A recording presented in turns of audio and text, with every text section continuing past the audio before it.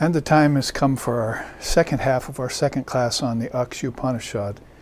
Unfortunately, it's just a 2-class series, and then we'll maybe cover these first 30 slokas from the time we did in Portland up till now. Been going a couple years on it, and because of the COVID and all that, been unable to carry it on in Portland where it was initiated. Although we did finish Upanishads on the 7 mother Upanishads, I like to call them, in our retreats over the years. And we also finished Amrita Bindu and Teja Bindu Upanishads in San Francisco, a center which is no more now. It's in our memories, in our divine memories, as our beloved Bhavatrini Ma had to go into care, elderly care, and that great edifice there that was involved with 3 different religions, Christianity, Sufism, and Vedanta, over many, many decades, now is revamped and sold. That beautiful old place in San Francisco up on Silver Avenue, where we conducted dozens of Durga Pujas, for instance, full-on 3-hour Durga Pujas in Octobers over the years, and had many, many students coming. So all of that being flowing into the past, so rising and then falling again in Brahman, is in our memory when we take up an Upanishad like this. It connects back to teachings we've taken on these past 30 slokas all along. Now we've come to the 4th stage of the Sun God's discourse in the Akshi Upanishad. He's shining the light for us on these phases of yoga and the different sadhana phases that sincere aspirants are taking up and hopefully adhering to all the way to the end. That's one of the problems of spiritual life today. If there is sadhana, then it doesn't last long enough. So somehow we've got to get together the desire to do sadhana, which is grace, according to Sri Ramakrishna and Holy Mother, that doing sadhana is the grace that you're seeking. And then that sadhana removes impurities, and you just remember your true nature, that you always are and always were. And therefore, this radiant sun of non-dual awareness can shine upon you, and it can transform you into a being who possesses a single eye. That's called, if thine eye be single, you shall know the truth in English. Krishna calls it the Jnana Chakshu in the Gita. That is Jnana, wisdom, Chakshu, eye, the wisdom eye. And Lord Buddha called it the Dharma Eye. I have the Dharma Eye inside me all the time. And there have been 4 or 5 other religions in which I've found mention of this center, at the center of the forehead, if you want to allocate it to a physical location, which you can't, of course, but which helps us to think about it. The 2 eyes are in the center of the forehead, but they're always looking down to the centers of eating, drinking, and sex life, Sri Ramakrishna said. But that 3rd eye in the middle, Buddha said, that's the Dharma Eye, and that's the eye that's the master of all other phases of seeing. And this is an eye that looks inward to the ultimate source, which is beyond the 6th center to the 7th, or the crown center, if you're talking about it in Kundalini Yoga speak. So we get to that here in Sloka 30.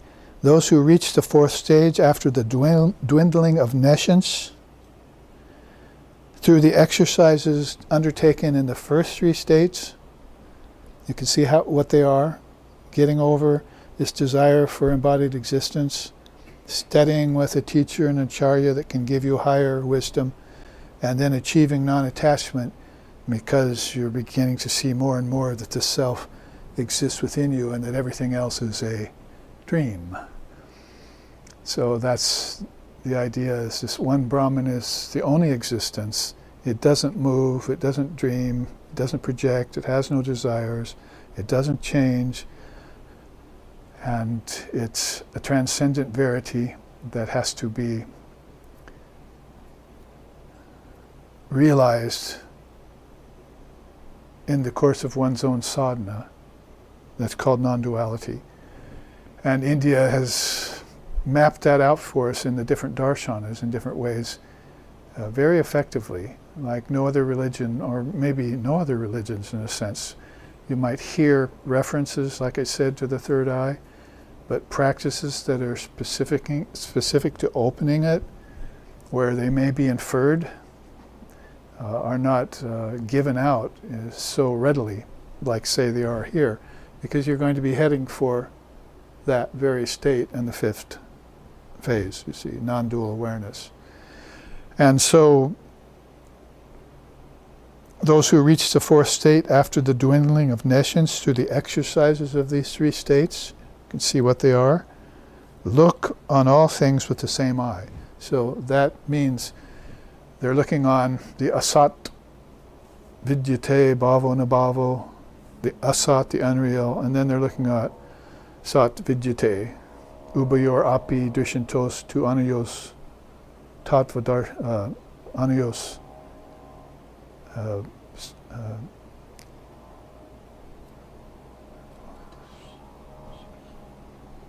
darshibihi, there's one missing word in there. Ubayor api anayos anayos tatvadarshibihi. So something very much like that. So you're looking on this with a single eye. So the single eye means they're like that Vishnu yoga I was talking about. You're looking inside and you're looking outside at the same time. The outside is the dream that beings are engaging in, and the inside is this stationary self, which is very inviting and like, which takes the composite soul of all its different tattvas and makes it into a hailstone and drops it right into the ocean of non-dual awareness. And that same eye then is this arrival at a very high chakra at a state that's not even beyond, which you can see if you just look ahead and cheat a little bit. Jivan Mukta is to come, a living, liberated state, which my teacher used to talk about all the time, and a disembodied freedom called Videha Mukti. Jivan Mukti is very nicely put, because I've talked about that before. Jivan Mukti is a state where the individual gets free and Videha, and then can return to forms again, like a bodhisattva would do.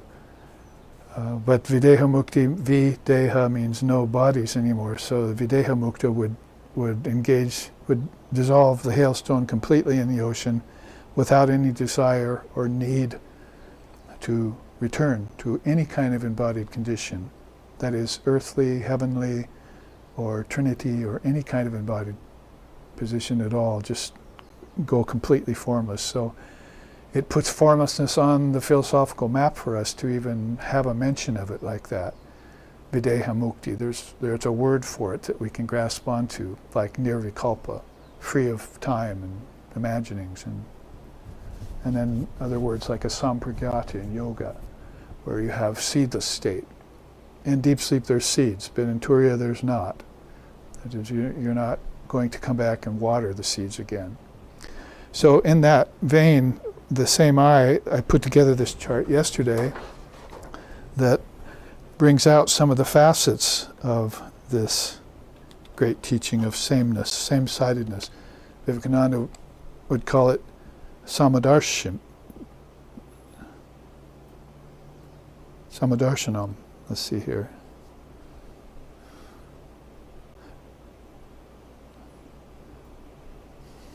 And there it is. So, all based off of this great saying out of the Rig Veda, Ekam Sat Vipraha Bahuda Vadanti. That is usually translated in this way: truth is one. Saints, seers, and sages call it by different names. That's probably the most familiar of all of the interpretations or translations that people would give to that great universal chant. And then on the other side, there are other ways of putting it. In the Mundaka Upanishad, for instance, there are many mighty rivers flowing into the sea, which when they reach their destination lose all sense of name, form, and identity, merging into the boundless ocean of absolute reality.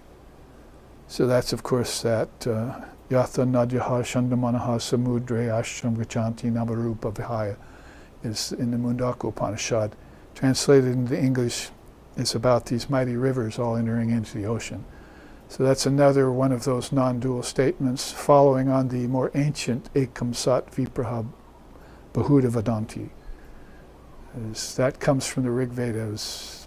And I was saying about that in terms of the Tantric way and the Vedantic way, it's like setting up the qualification to reach higher awareness, just like these stages that we've been looking at, is like the beginning of that chant. They go, Om Indram Mitram Varunam Agni Matarato Divyaha Sapurna.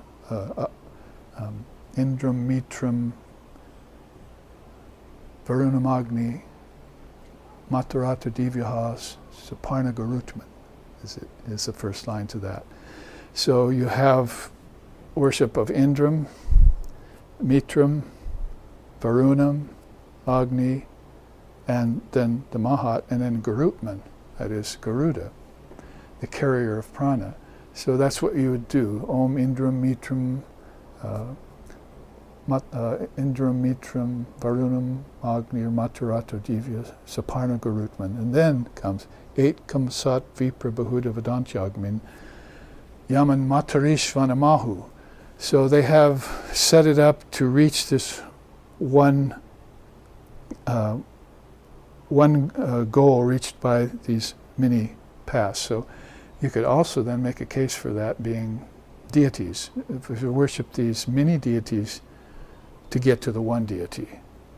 Or you can see the one truth and use many paths. Or you can become aware of the one ocean and get in some of the rivers that are flowing to it, see. So all of these are metaphors, analogies used in different periods of the Upanishadic eras where these rishis were meditating on this one formless essence and then using ways on earth here, many gods into one, many pathways into one truth, many rivers into one ocean.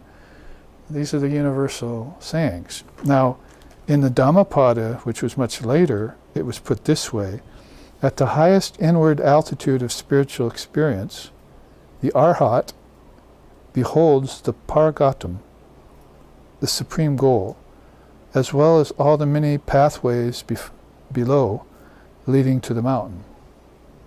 So, in the Dhammapada, Lord Buddha mentioned that kind of mountain climbing experience where when the Arhat, or the great, that was what the great soul luminary was called in that period, reached the mountaintop, looked back on the valleys below, and could see all of the people. He looked back on them with compassion and with highest wisdom of attaining this supreme goal, the Paragatman.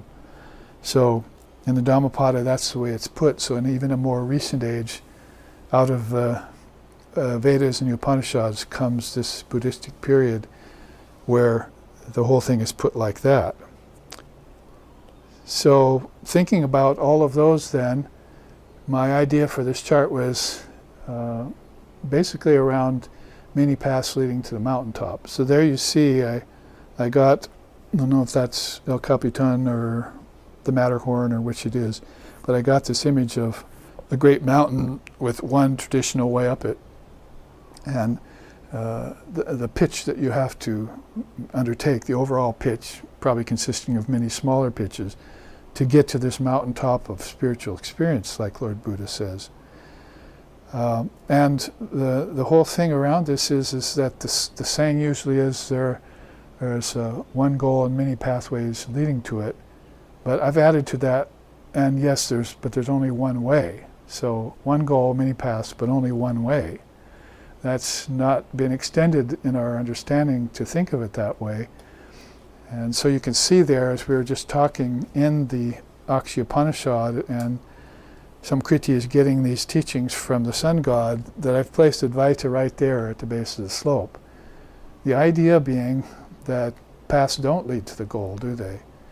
They lead to the slope of the mountain. And then you have to take this one way up. All souls have to take this one way. Oh, what is it called? Let's read Sri Ramakrishna's quote. The message of the Gita is what you get when you say Gita many times in a row. It becomes chagi, which means renunciation. So Gita, Gita, Gita, Gita, Gita, Gita, Gita, Gita, Gita. Pretty soon you're saying chagi, chagi, chagi, chagi. And it's the Sanskrit word for renunciation. So nobody can reach the goal of highest spiritual experiences without renouncing the world. Shall we go back to the very first step and say how you must get over the transmigratory process? So when you're talking about Dharma leading to higher wisdom, leading to truth, leading to formlessness and non-duality, that's where beings get attracted to this third step of philosophy, beyond dualism, beyond qualified non-dualism, and then they start to focus in. You see, almost like it's like a heat-seeking missile is focusing in on its target, you see. Advaita is it.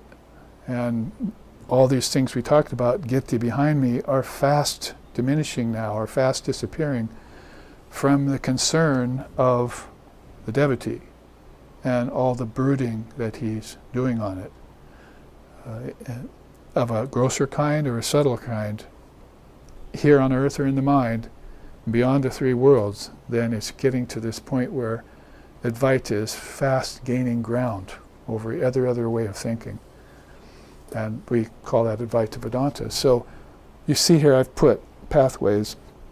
I'm not finished with this chart necessarily, but some of the main religions I put here along these pathways: Christianity, Islam, Judaism down here, sort of in order of their appearance in time. And then here Jainism, Hinduism, Buddhism, and all of these pathways then leading up to the slope of the mountain only. So Divine Mother Wisdom, she might get a little bit dissatisfied with any soul who, what to speak of, is intolerant and one-sided or narrow-minded. But even the higher thinking that's saying one path, one goal, many paths. But no, but there's only one way. So that's the unpopular part of this, is that people say universality, one truth, different names, one ocean, many rivers. See, but here it becomes to become a little bit more obvious that with the Arhat, we'll take this path, in this case Buddhism, we'll reach the mountaintop and we'll look back and see all the other paths leading where? To the goal? No, to that one pitch it needs to take, called renunciation of the worlds, and all the religions too. And this is why in Buddhism, for instance, you've got 10 pure lands in Buddhism the Bodhisattva has to master. He's already given up the transmigratory process, so that's a Jivan Mukta or a Bodhisattva. Then there's these 10 inner lands it has to master. So it's going beyond paths and religions and isms and so forth, dogmas and churches, and like Vivekananda said, that to go beyond churches and religions and all things, get the real experience of Vedanta, see, and take it beyond the phase of just hearing, seeing, and contemplating into actual realization. So then that person will find its way, like Swami Vivekananda did and does, consummates that, arriving at this very high level of discrimination or renunciation. The two almost hard to separate. So I put that here in a quote too at the bottom. Says, open-minded beings know that all religious pathways, sincerely followed, can take the soul to blissful oneness. What is known only to the few, however, is that while there are many paths to get to the goal, there is really only one way, For all paths only lead to the foot of the mountain. From there, the intrepid soul, desiring full enlightenment, must conquer the single pitch to the summit. That dizzying ascent to get to the ultimate goal is called renunciation.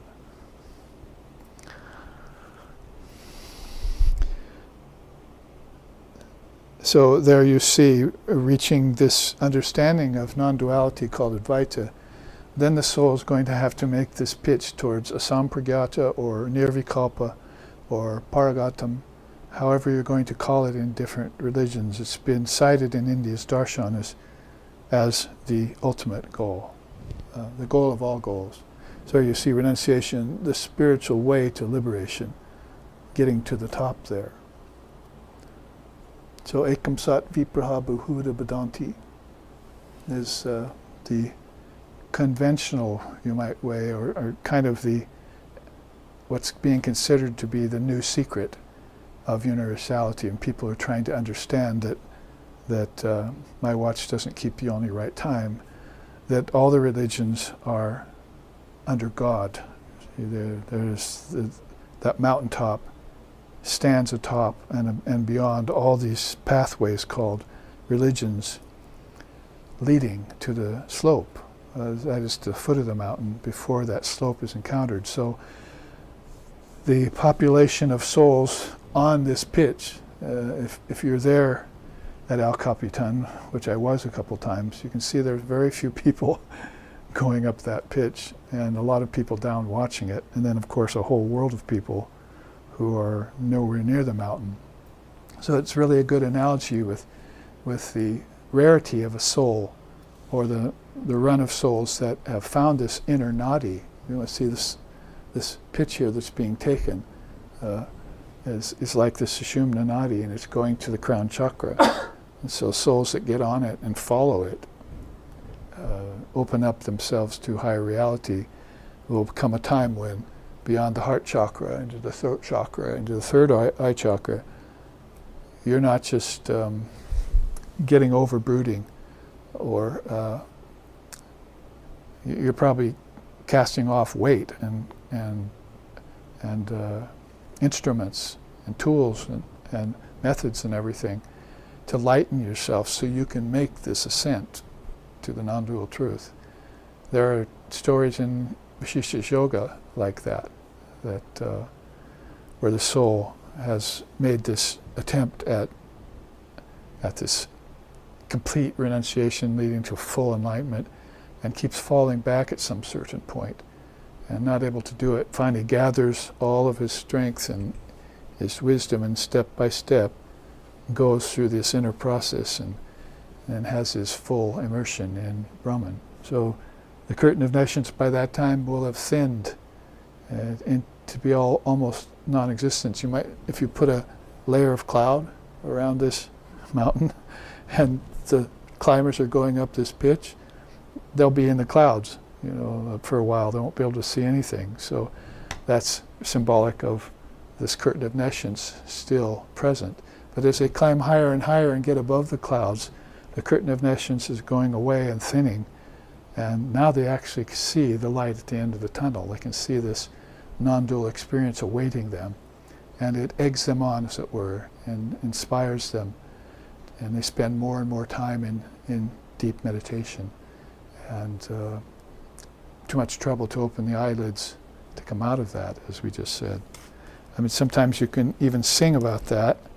Sri Ramakrishna liked to do that in a very natural way. Esheche nutan manas dek biori aichale. Esheche nutan manas dek biori aichale. Tar viveka vairagya juli. Viveka vairagya juli. Juli kante sada jule. Esheche nutan manas dek bijori aichale.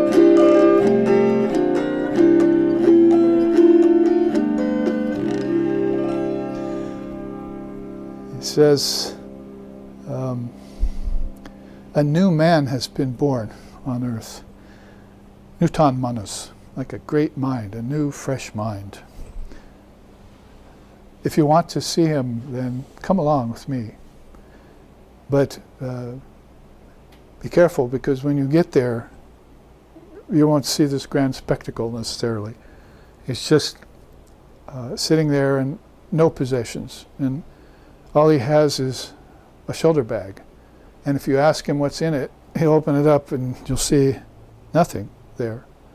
And he'll explain to you that the only thing that's in that is viveka, vairagya, Julie. It's full of discrimination between the real and the unreal, and detachment from the unreal. The first two jewels of Vedanta, before the six treasures kick in, and then the fourth, desire for freedom, the fourth jewel. So, Tar Viveka Vairagya Julie. So this is this song, and which is the only one I could really find that fits this Ekam Sat Vipra Bahuda Vedanti saying. And it's so simple and beautiful and light, but it's this experience of a great soul like Sri Ramakrishna. Further, he goes on singing things like Aqua Wawa Water Pani Charakate Shikale Aqua Wawa Water Pani Nama Beda Akpule She Kali She Krishna Nama Beda Akpule Jai Kali She Krishna Nama Beda Akpule Eshete Nutan Manus Dekbi Jodi Aichule.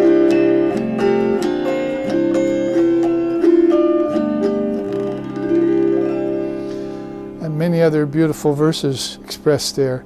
Aqua, water, pani, body, means four different ways of saying water.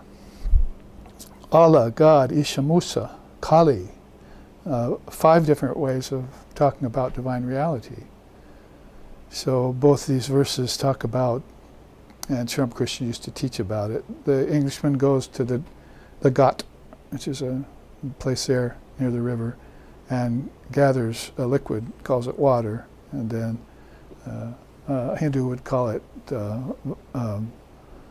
vani or pani, and the Greek would call it aqua, and everyone would call it according to the name that they give to that, but it's all one water. So he's talking about the Ekam Sat Vipra Bahuda Vedanti truism, axiom out of the Rig Veda. And then the same with Jai Kali Shri Krishna. You can call that reality Kali, like we're doing it today, Durga, in the 7 days, 9 days, second day of the 9 days of Navaratri. Or you could call it Krishna, as the Vaishnavas do. And whatever name you call it, it's just the same one reality. So this is again, he says that about names and forms of great rishis, but in another verse he says Allah, God, Isha, Musa, Kali Nam Bed Bole. These are all different names, but they're all pointing towards one supreme reality. Allah of the Muslims, God of the Christians, Isha of the Hindus, and so forth. So all of these are verses in this beautiful song by Devendranath Mazumdar. There's a new man born on earth. You want to see him? Come with me. He only owns one bag over his shoulder. That's his only possession. And inside of it seems empty, but it's got this Viveka Vairagya in it. And so we explain in ways of singing even this beautiful universal axiom or principle of universality, which Sri Ramakrishna was so fond of. This is like one of his special messages to the world. I think you could probably cite that the return of samadhi into the human context was one of his special gifts. The uncovering of the secret of the Divine Mother of the Universe was one of the secrets of his advent, avataric advent. And then the presence of universality, or the ultimate sameness of the essence of all religions, is yet another one. And I'm sure you could search around and find more. But it's not going to be found if you sing "Your watch keeps the only right time." You have to open up and acknowledge that all these religious pathways, they lead to the one mountain. But when you get there, they're leading you to this non-dual view, Advaita, that's called universality. And if you take to it and start to climb, that is, the climb is an inward ascension, that will take you to the Paragatam, or to Allah, God, Isha, Musa. Whether it's God with form or with beyond form, you'll find everything merged there, like rivers into a great ocean. Datta Nadyaha Samanaha Samudre. And may we always be like those mighty rivers, entering into the sea, losing all name, form, and identity, into the ocean of absolute reality. Beautiful Upanishad that comes out of, called the Mundaka Upanishad. And Rig Veda and the Dhammapada, these are all these more non-dual scriptures of India, which there's not any like of in the rest of the world's religions that I can find, because they're lacking that one thing, the idea of formlessness, which people are afraid of. And either they're afraid of it, or it's impossible for them to comprehend how God could be formless, or how consciousness can be indivisible and indestructible. Like I was saying, professor I was talking to yesterday and emailing thinks that the three worlds, that there has to be angels and elementals in this very physical makeup. But you have to go to the second world to see those. And that second world's inside of you, and it's in the dream state where you're seeing those. See, and so at swapna level of these 7 stages of to yoga, to union with divine reality, then the soul comes upon, after these first 3 and 4 states are visited, comes upon this idea that all of this is dreamlike. So this is a major sloka, number 30, that I'd like to take and broaden out even more than I was. And that would be done by looking at this teaching of the 14 stages of knowledge. I think we probably have enough time to go through it.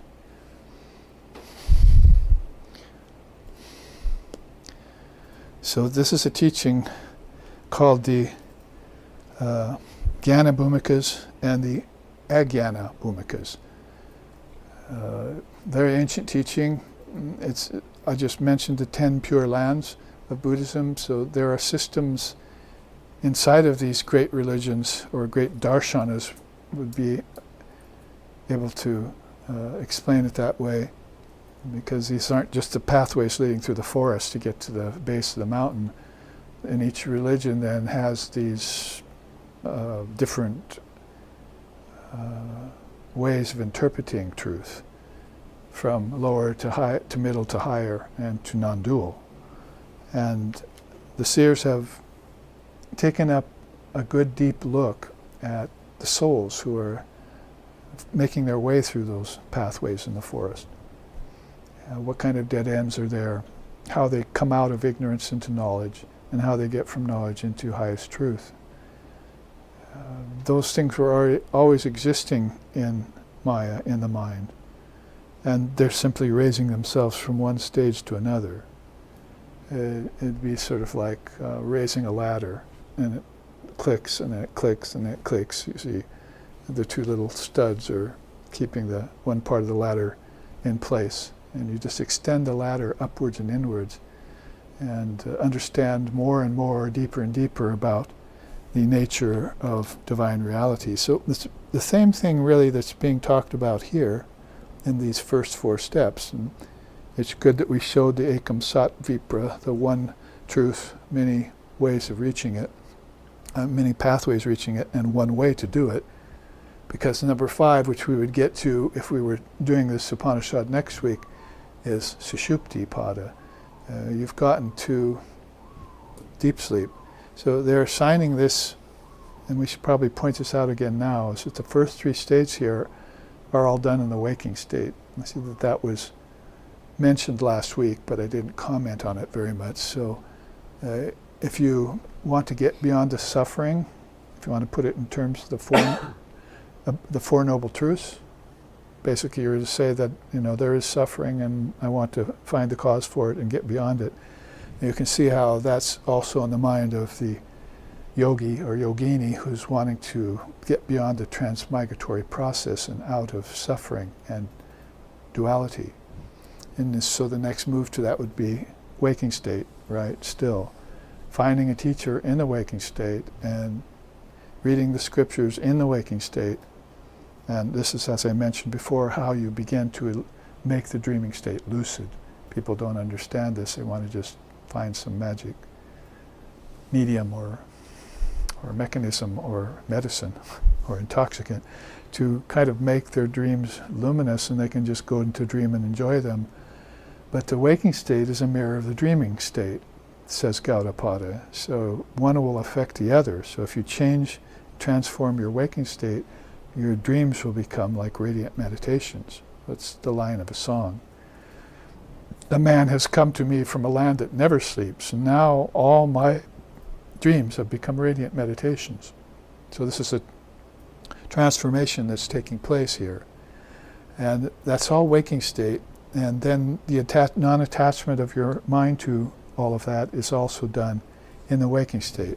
And then you can see how it's all a dream. That's how Akshi Upanishad is putting it, or the sun god who's shining on saint and sinner alike can see all this happening to everyone.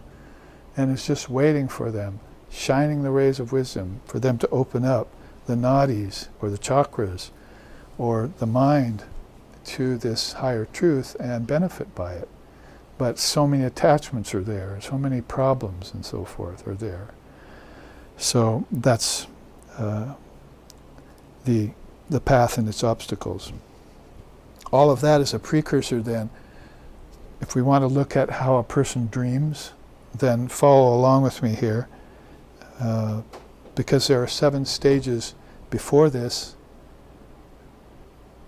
getting over of the world and its processes, where the being is in the sleep of ignorance, we could say, to match the chart. So you can see it's called Bindu Jagrat here, state of root ignorance, and the incipient manifestation of the jiva, that is, you take on jivahood without knowledge of where you came from and who you truly are, and that the jiva is Shiva, as Tantra tells us. My teacher liked that saying a lot. And so you're really in a state of ignorance, thinking yourself to be the body. And that's called Bindu Jagrat. It's like single-minded focus, Bindu, on ignorance. So there's a single-minded focused on thoughts of reality alone, but the materialist is not interested in that. They cling to their ignorance, they want their ignorance, and they think that's the only truth of it. Matter to them is God. And that's, of course, a very thick aspect of the curtain of nations. If we look back on it, probably could put these two side by side and see a lot of the connections. But if that stage of knowledge, that is ajnana, false knowledge, is transcended, which it usually is by people, they're beginning to work their way towards jagrat, which is just a state of waking that's rather becoming free of that kind of limitation. And they become aware that they're an individual. I mean, think about it. A lot of the early days that you grew up and people were having problems, and before the whole psychotherapy craze and all that, people were trying to realize their true nature, and their true nature to them was the ego. So they hadn't even opened up to themselves yet, their lower self, so how could they open up to the higher self? So they're busy trying to become an individual. And spirituality says you should be busy trying to forget you're an individual. Like Holy Mother put it nicely when she said, forget the personality, really, realize your true self, she told a person once. talking about me all the time, and I wish I could wake and express myself. And forget about your personality. Realize your true self, she told her. So that awareness of being an individual is a stage, but it's also still very far from any higher awareness. And inception of differentiation is there. See, right about there at this second level of Jagrat. Pretty much focused in on the body and individual existence without any connection to anything else. And then the soul may graduate to Mahajagrat, which is a greater worldview, if you want to put that literally from Sanskrit into English. Progression of repeated rebirths, and believes man and the universe to be dissimilar. So that's why he begins to try to dominate over the powers of nature, use them for his own selfish purposes. And so that's a very dangerous level of thinking and consciousness that affects everyone here on earth. And we say that very much still in the waking state, right? Before you look at the transmigratory process, but you're aware that you think that you may have lived many times. So the first idea or inkling of that is there. Maybe because you're having families and your son is the son of the father, the son of the grandfather, and so forth, that there's something in that process of raising a family that it intimates that there's a cycle going on of the soul in rebirth. So it's beginning to act, and that's why it's now the third stage of ignorance, lesser ignorance than before. Ajnana Bhumika. Bhumika means a ground that you settle into. So this is the third ground, which is higher than the second and the first. A little bit more inkling of things, like I said. The fourth is then Jagrat Swapna. And here's where we start to look at swapna as a word that, maybe this is all seeming kind of dreamlike to me. Having a family, owning property, running after money all the time, trying to go to war with other people in other nations because of differences in religion and color of skin. All of a sudden this is like, occurs to the person at this stage of rising out of ignorance. I mean, this is very, very wonderful, rare gift from Lord Vashishta. You don't have this outlined like that anywhere else that I've ever found. You have the upper knowledge states in Vedanta and in yoga. I can show you 2 other charts I brought about them. But you don't have anything that defines this 7 stages of of ignorance that a person is rising out of. And a lot of people are interested in this. They want to know why some people are more advanced than others, and how some people are managing to make their lives successful, and why some people are suffering so much. And it's not just a matter of karma, but it has to do with past lives. And then it's not just a matter of past lives, but it has something to do with awakening to something that's eternal within you. So at the level of Jagrat Swapna, now man has gained sovereignty over nature. That means probably not so much like the asuras, the evil beings, who are trying to lord it over everyone else, but any man or wife, woman, or who has a house has got nature together. They've got their garden out there, so nature's together. They've got a house they build out of some materials from nature, and so that's together. And they've got education going on with their children. So all of these things that are happening into nature have become masterful. In any culture that's more advanced, that's how they're dominating over nature. Not in the sense that, I will gain everything over nature and control the worlds and so forth. And after that occurs, then the attachment to objects are the real problem. So they become dependent on objects, even if they're not attached to them. So, if your electricity goes out tomorrow, you'll know what that feels like. You can't get on the web anymore. You can't, your refrigerator's losing its cool, so it can't keep your foods fresh, and you can't do anything that involves a plug-in device. So your people are so dependent completely on objects and on nature. And so that with that dependency, when it's taken away, and they don't have the renunciation or the discrimination or the detachment that we were just singing about and noting in the universal view, then, of course, that produces suffering. And then the next bubble there is labors under this kind of delusion. You might call that brooding. If we go back to this other, and then the brooding really kicks in. Basically you could say, I lost it, you see, so I regret, you see. And so the loss of something, of course they haven't even found their true nature yet, which would reduce all that to nothing.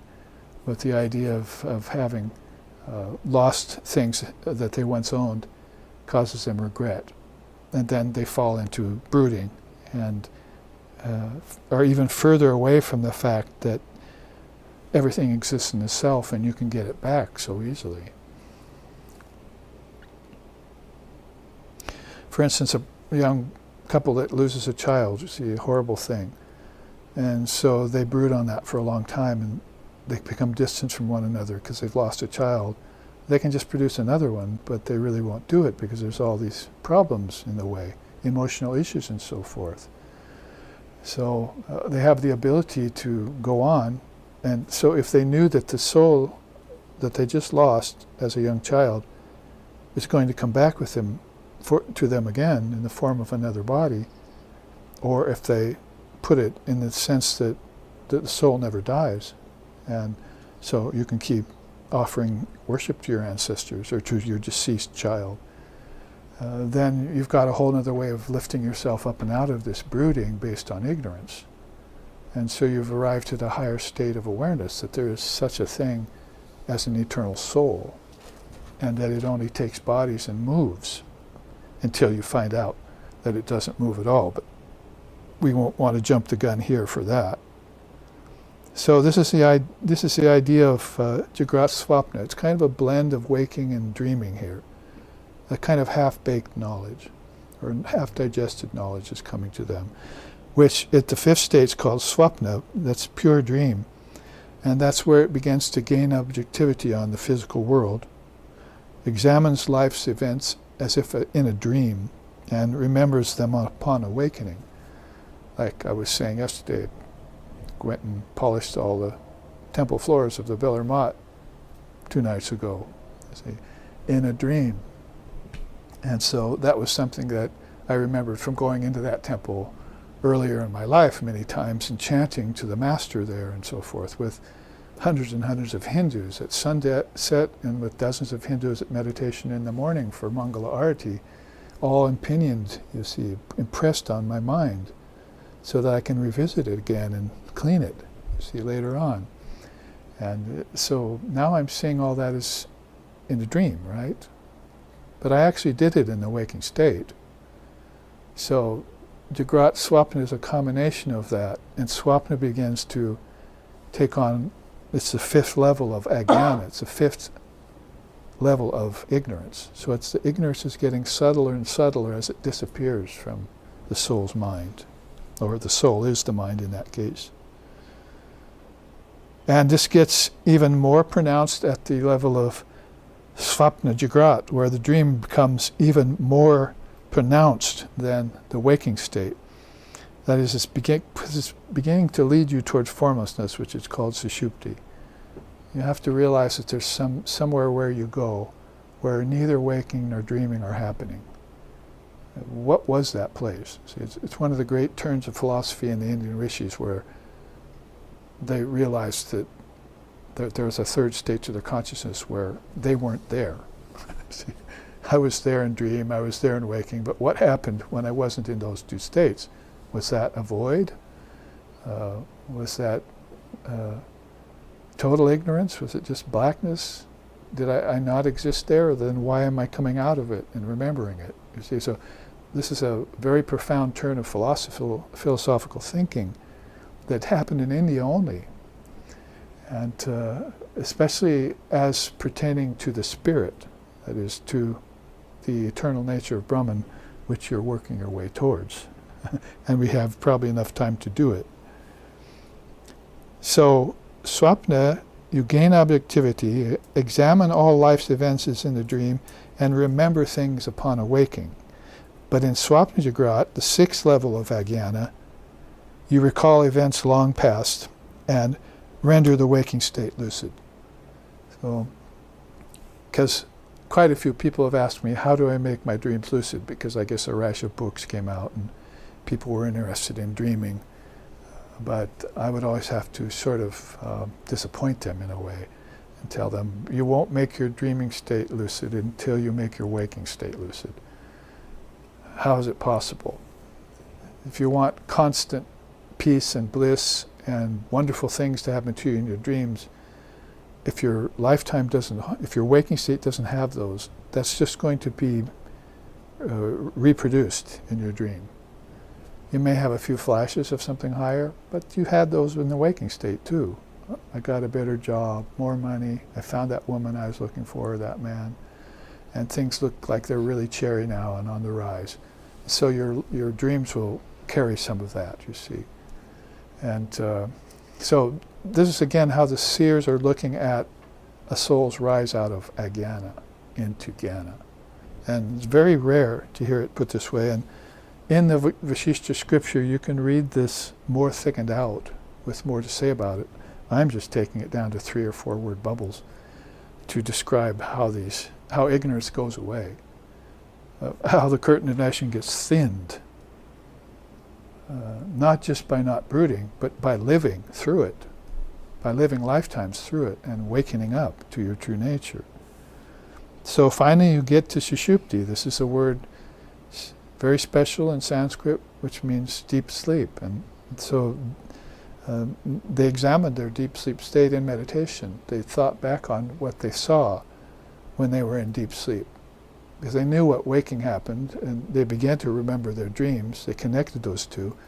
But then they wanted to specify what happened in deep sleep. So it's like saying, let's examine formlessness or nothingness. Maybe first it starts out as nothingness, later it turns into, Shishupti turns into shunyata. Now you're examining an emptiness that has real essence in it, like light. You can't like catch light somewhere in a bottle, run around if you want to run after fireflies. But it's just sort of the same way in meditation. You see, well, what's that I experienced in deep sleep?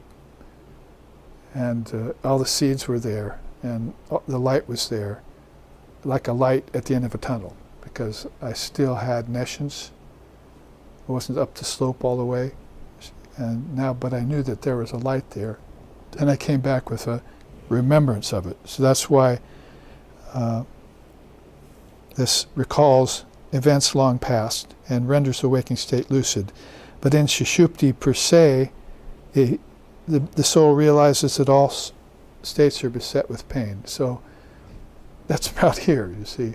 I want to cross the transmigratory level of things because suffering is. Or the suffering of this world has gotten into the very marrow of my bones. Take your choice. But Lord Buddha or Sri Sharda, Ma Sharda said it, and many others have said it in their own ways too, that there's a great efficacy to dropping transmigration and the 6 transformations that go with them: birth, growth, disease, old age, decay, and death, that are there for everyone who takes a body. So you can see the soul at this point is no slouch. It's probably not completely through with compromise yet, but it's definitely decided that it doesn't want to go back and lick up the spittle it spat out on the sidewalk a couple minutes ago. That's Sri Ramakrishna put it.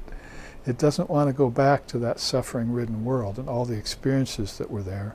It's just like, I don't want to go back and visit high school again. It wasn't a good time for me. So I spent most of my hours with the cello in a practice room, hidden away somewhere in that institution. And then when the freedom of college came, I was much happier.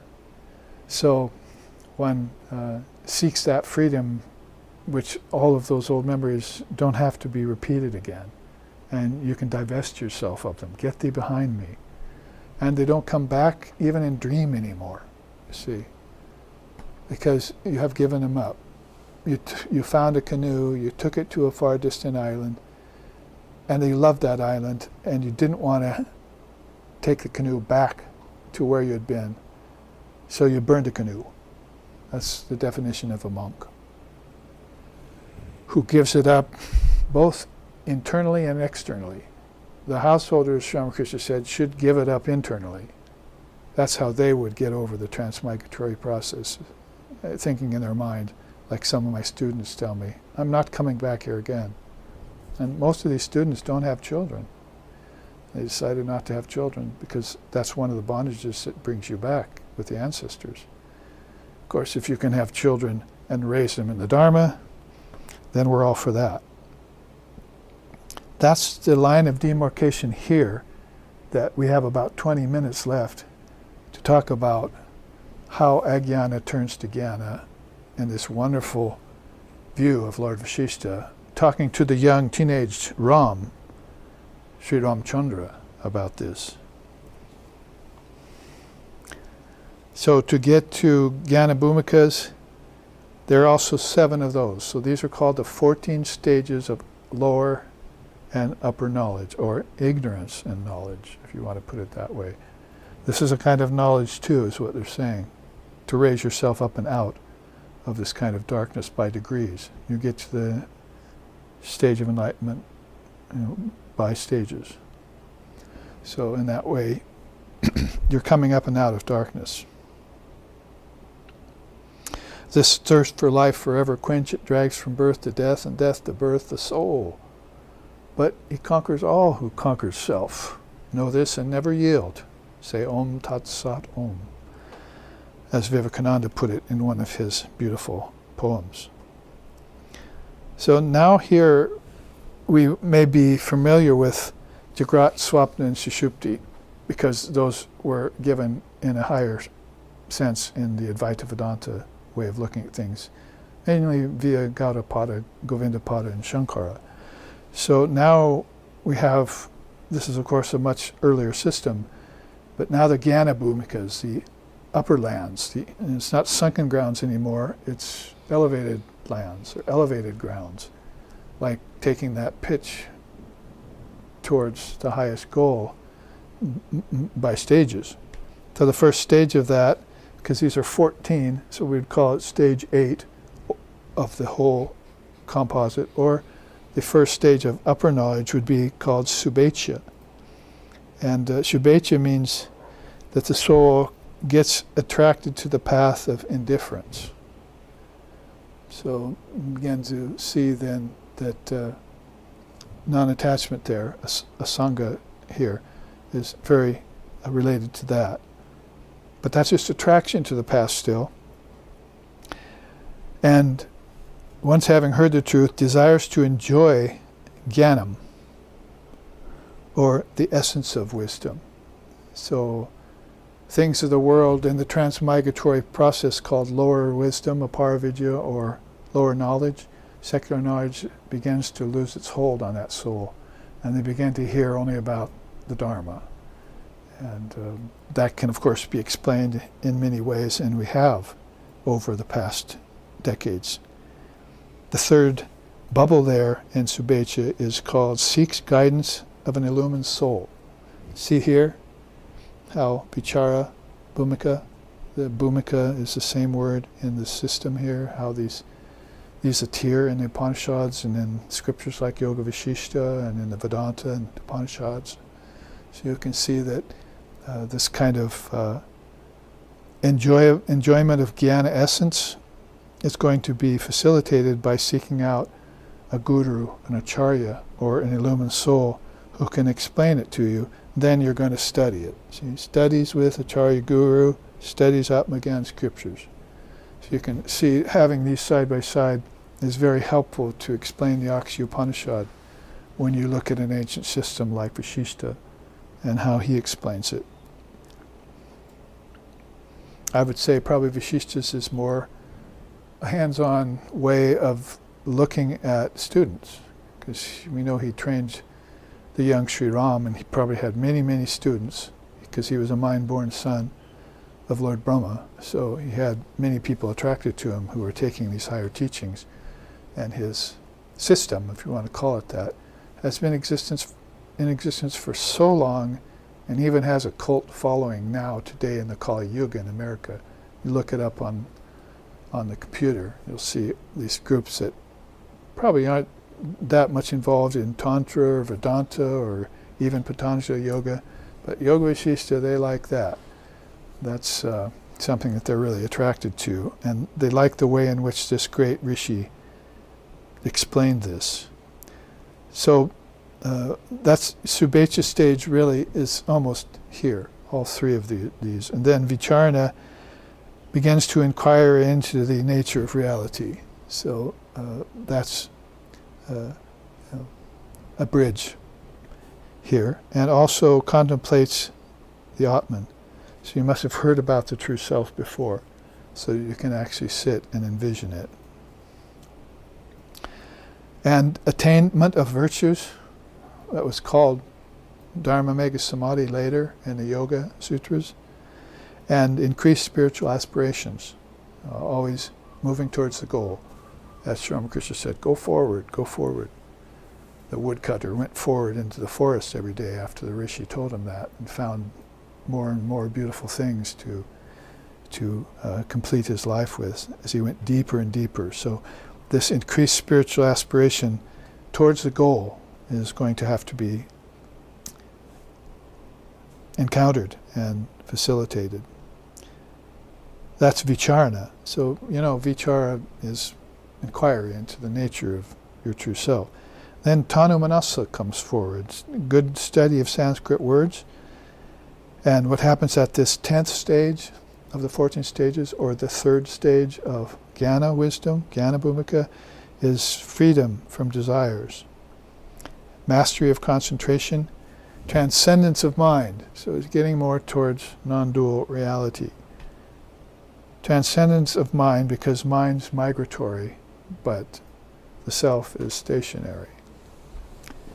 And freedom leading to the 4th state. So piercing through these granthis, these knots in consciousness, as they get subtler and subtler, and each one leading the soul on to the next stage. It's like a bird piercing atmospheres. So it gets freer and freer and better views. Or like that pitch up the mountain where you stop every once in a while, turn and look at how high you are and how much farther you can see from higher elevations. So at this point, this is what this giving you this increased breathless air of heights, as the Chinese poet Tu Fu says. On that hike up the mountain, the breathless air of heights. So he's getting this inspiration and this desire to rise higher and higher. So aspirations leading to freedom at each different state, until finally Sattvapati. If you know anything about Sanskrit, you know that that's a very high level of equanimity, where the mind then adheres to truth. And as I was saying earlier, it doesn't really want to go back to relative truth, certainly not to conventional truth, maybe not even to lower truth or any kind of truth that was only dharmic, or of the level of Jnanam. Because he had an attraction to the path of Jnanam, right? And loved to entertain it. But now it's beyond Jnanam. It's into Vijnanam, or a higher level of truth. And the mind gives itself to that and becomes that. And that illumines the intelligence. It's a way of saying, if we say that the fire of yoga, as Vivekananda put it, or Patanjali mentions in the 3rd pada of Yoga Sutras, it's living intelligence. That's what the yogi comes upon. So it sounds like here like you illumine the intelligence yourself, but actually you've just raised yourself out of a kind of thinking, a kind of mind, and a kind of thought that wasn't quite radiant enough for you. And now you come to the authentic article and you just see it gleaming like the sun. It's not like some Kriti went to the sun god and said, okay, I'm going to light you up now. The sun god was lit up for eternity. Some Kriti went to him to find that out. So just to say that your own individual buddhi gets illumined, that's even a little bit hard to explain, because the Mahat and the buddhi are the same thing in degrees of manifestation. So the buddhi is a chip off the old block. It's a fire off the bonfire, or a spark off the fire. So that illumination of intelligence takes one beyond the mind, as we've already said here. Transcendence of mind. So that mind that adheres to truth is already knowing itself to be truth-like, or in possession of all knowledge. And that turns into equality of vision. Samadarshitvam, Vivekananda called that. And we just looked at this chart about the Ekam Sat Viprabahuta Vedanta, how the equality of vision brought me to create this yesterday. So we could see what single vision is, or universality is, and how the slokas of the Upanishads have been talking to us about it. Rarely, but definitely still very attracting to certain people who are really longing to see that universality, universality of all religions manifest itself right here in the Burloka, right amongst people who are far too dense right now to see it. Probably couldn't accept it if it appeared here. We don't care. Let's see what happens. Let's bring the sun here. It's just like Portland, Oregon. See, raining most of the year. All of a sudden the sun comes out. See, what's that orb in the sky? Is the joke there. They lost remembrance of the existence of the sun. So like that, people have lost remembrance of the truth of the universality of all religions and the identity of the individual souls with the Supreme Soul. That's the truth of the matter, says Gaudapada, but they've lost remembrance of it. So didn't you get your memory back along these stages? Is that pretty much what he's saying here? And isn't that also what's happening here? When you get rid of distractions and you remember important things about yourself in dream and in waking, it comes back to you. First you're only kind of curious about it, and you're doubting it. See? And you're in fear of it, and you're ignorant of it, but your ignorance is going away. So you can see why I'm bringing up these charts in accord with this 30th sloka. We could go on unwrapping this one sloka from several classes. I have other charts I won't get to today because of time constraint. But keep watching here, because we'll take up the Akshi Upanishad again probably at the end of this year or beginning of next year, and go on with it. Hopefully in Portland in January, Portland, Oregon, where the sun will have been gone for months, maybe. So we were talking about Sattvapati, equality of vision, and how that causes the soul to reach mature detachment. Eshete nutan man viveka vairagya juli. He's got in his bag only two things: the definite knowledge of the difference between the real and the unreal, and his complete mature ability to detach from everything unreal and focus only on the real. Put his mind only on thoughts of reality alone. That then dovetails and allows the soul to get into Asam Shakti. We like to call it Asam Shakti. And that's good for today's second day of Navaratri. That Shakti power is awesome.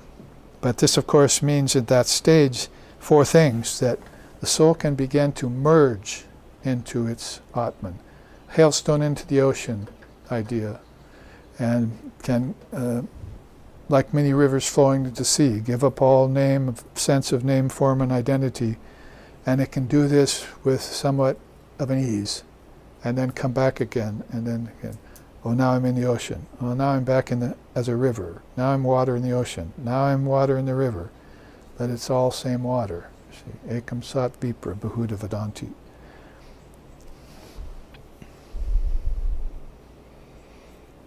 So merges in the Atman and attains the certitude of non-duality. So here is where we walk. Shishupti here has given rise to Ghana Bhumikas, and we're beginning to look at these stages of the path of Shishupti. It's non-dual awareness is the one ticket of admission you're going to have to get in the door for the Trinity to let you through form into formlessness. Do you know the Advaita yet? Can I buy that ticket? See, what am I going to sell? I'm going to sell my life in the marketplace of mundane human convention. I'm going to sell all that, give it away, so that I can get admission into this special realm of non-duality, which my teacher lives in, and where he came from.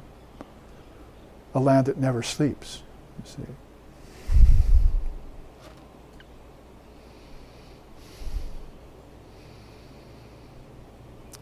So wouldn't you like that? Attain the certitude of non-duality. And be beyond the curtain of nescience, that would have thinned already. Not going to be much left up there to hang on to on that pitch to the highest slope. Are you ready? Are you buoyant enough? Because there you'll transcend the gunas. And of course, there were gunas involved down here, no doubt. Very heavy gunas.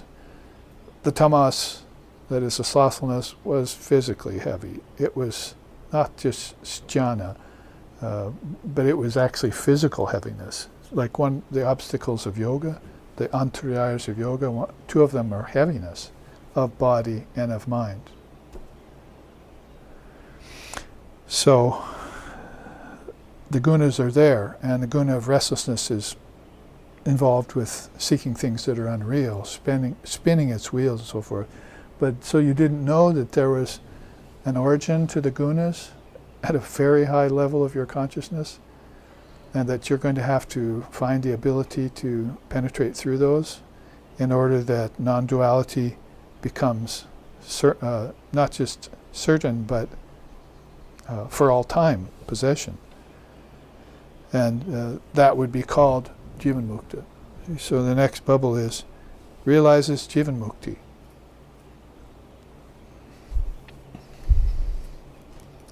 I must say here that I didn't realize how many connections there were between these two charts till I started teaching this today, side by side with this. It's just flowing out right now. And everything's not going to be picture perfect and fit perfectly, dovetail perfectly in any sense, but you can get the gradual sweep and gist of it all. And one of these gives you the rise out of darkness to light. And the other just starts pretty much at, give it up. Even if it's premature or immature renunciation, start with that. Like wax fruit in a bowl. See, makes you thirsty. You go, oh, I can't eat that. So then you go out the store and you get the real thing, Sri Ramakrishna said. So you have a sort of, in the realm of bhakti, it's called blind faith. You start out with that because it's some kind of faith. And in Jnanam, you start out with some kind of idea of premature or immature renunciation, because that's going to then unfold into other stages of it. And this is what this is all about. So you have patience with yourself and you persevere. And you gain purity. Those 3 P's are Holy Mother's way of saying what the path is all about. You persevere for a long time to get purity based on patience with your stupid self. See? Why didn't I realize this a long time ago? Really translated as I never should have forgotten it in the first place. So this is the age we're in. people are in. Forgive them and learn the Dharma and spread it. So that then is the end of the game, really, Jivan Mukta. It's no more birth in the womb of matter for me. It's now, from now on, I'm just emanating from my Divine Mother, from my own wisdom. And that way I can evolute, I can evolve back into these stages and help others. So people who probably reach this line of demarcation and maybe just go for secular knowledge or for ancestor worship, they'll fall back into this. But the souls who go these upper distances, these higher pitches of the final ascent, they become masterful and they can come back again and again to the world, and they're never born when they're born, and they never die because they were never born. I can sing to you about it if you like. So that really leads to this penultimate stage called Padartha Bhavana, where the Jivan Mukta is headed for Videha Mukta, or has the option, you see. And this is where I got the teaching myself of the different kinds of embodiments. Jivan Mukta and Videha Mukta are two different options for great souls. And you can see Padartha Bhavana would be one who fully identifies with consciousness alone and begins to see Brahman in all and goes beyond even attainments. That is, wouldn't you if they were already inside you? The attainment of everything is just returning to knowledge that everything is within me, the kingdoms of heaven are within me, and that suffering is to be transcended, that ignorance is a false superposition, and that death is an illusion. Those are just words and insights you have along the way that put the final nails in the coffin of avidya and take you into the realm of vidya and paravidya. Then that, as we've run out of time, just in time to explain the inexplicable, that is Turiya. And there's Turiya right there, you see. At that level of freedom, Turiya kicks in. You're beyond waking, dreaming, and deep sleep activities or visions, as the case may be. And that's total abidance in the self. I am Atman, all abiding. And they rest in a disembodied liberation. That's really a definition of Videha Mukti. You know, too much trouble to take on a body again. For what reason? Oh, to help others. They don't need help, they're just dreaming. They'll wake up by themselves. So, I mean, you can take the position of Videha Mukti and forget compassion completely, because it's not real, the suffering and the people. And besides, you go down there and try and help them, they don't want to waken up. So why should I bother? What now? The phone rings. You're talking to the Videha Mukti. Bring! There's a lot of people down here suffering. They'll get over it. It's a dream. Click. But ring up the Jivan Mukta. Oh, really? I guess I better come down there and help, you see. So at this level, they're resting in a disembodied condition, or liberation, and inner immersion. I'd like to make the distinction here between merging and immersion. There are different words in English. Merging means you're getting taken in by stages. But if you're immersed, that's it. Sugar cubes always already dissolved in the tea. See, now there's just one mass of sweet liquid. That's all that's left. Just drink it. Enjoy it.